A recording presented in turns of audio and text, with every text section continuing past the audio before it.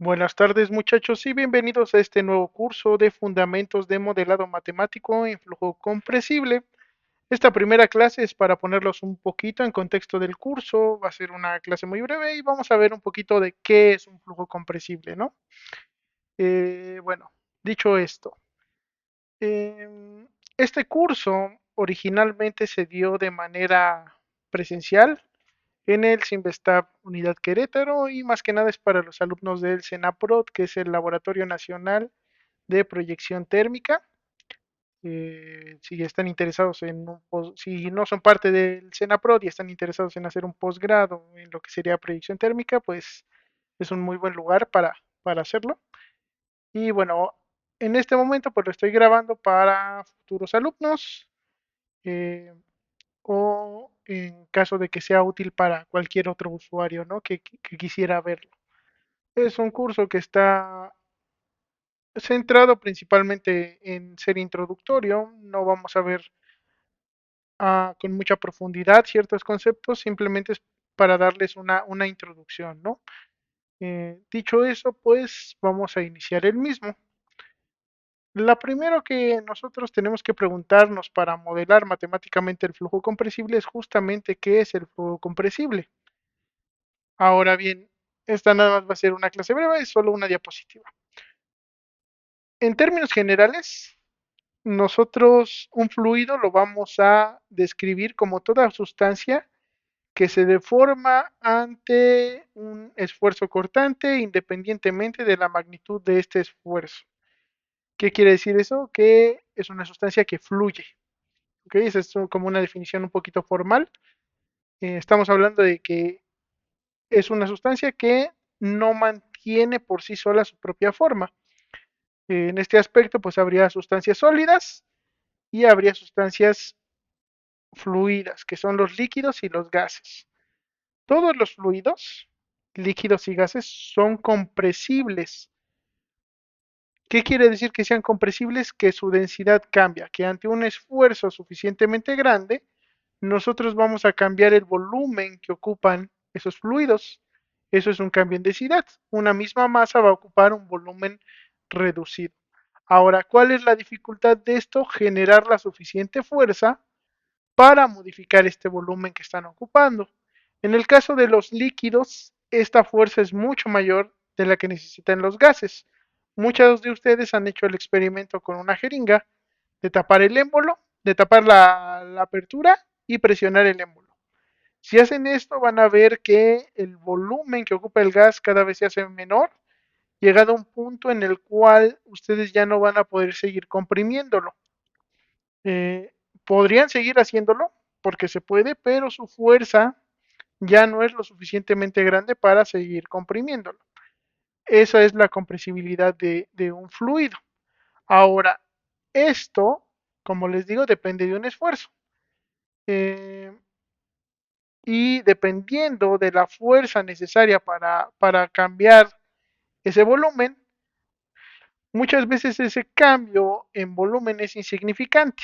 Cuando pasa eso, nosotros estamos hablando de que el fluido lo podemos considerar incompresible. Que sea incompresible quiere decir que tiene una densidad constante con respecto a las fuerzas. Ahorita nada más estamos hablando de fuerzas, porque hay otras variables que pueden cambiar ese volumen, como es la temperatura y la presión. Pero sobre todo ahorita lo que nos interesa es cómo se comporta con una fuerza. En ese aspecto, muchos de los procesos que nos rodean se desarrollan en condiciones donde nosotros podemos considerar el flujo incompresible. En mi caso, mi área de especialidad es la metalurgia y prácticamente todos los procesos se desarrollan en condiciones de flujo incompresible, salvo un par de excepciones. Uno de los más famosos es el proceso BOF, en donde no podríamos hacer esta suposición. ¿Y de qué depende esta suposición? Pues de los esfuerzos que va a recibir nuestros fluidos, sobre todo los gases. Los gases con una menor fuerza pueden llegar a tener un comportamiento compresible. Ahora, eso tiene que ver con las características del fluido como tal, pero a nosotros lo que nos interesa es un flujo. Un flujo es una cantidad que cambia con el tiempo, ¿ok? Como vemos aquí en este esquema. Si nuestro líquido o nuestro gas se está moviendo, es decir, que hay una cierta corriente por unidad de tiempo, entonces ya estamos hablando de un flujo. Hasta ahora lo de que vimos de compresibilidad o incompresibilidad, pues tiene que ver con una característica del fluido como tal y de la fuerza que le aplicamos. Pero ya que está moviéndose, ya estamos hablando de un flujo. Eso es lo que nos interesa a nosotros en este caso, un flujo compresible, que el flujo va a ser el movimiento del fluido. Estos flujos pueden ser compresibles o incompresibles y en este caso la característica que los divide a ambos es su velocidad. Normalmente cuando nosotros movemos un fluido a una velocidad cercana a la del sonido o superior, ya estamos hablando de que hay efectos compresibles. Por el simple hecho de moverlo, la fuerza que se aplica al mismo y el movimiento que éste obtiene, pues empieza a haber una compresión. Si ese es el caso, si se da el caso de que nosotros movemos nuestro fluido tan rápidamente como el sonido o muy cercano al sonido, pues va a haber efectos compresibles, ya no se va a mantener el volumen que está ocupando. Eso quiere decir flujo compresible, que nosotros movemos un fluido tan rápido que empieza a cambiar su volumen. ¿Ok? Para alcanzar estas velocidades en los líquidos es un poquito complicado, pero en los gases es relativamente fácil. Con una relación de presiones de 2 a 1, ya podríamos, bajo ciertas características, desarrollar un flujo compresible. Y eso es lo que nos interesa ahorita, procesos que aprovechan esa compresibilidad o esa característica de los gases para generar velocidades muy altas, pero que tenemos que considerar que eso va a cambiar la física de nuestro sistema.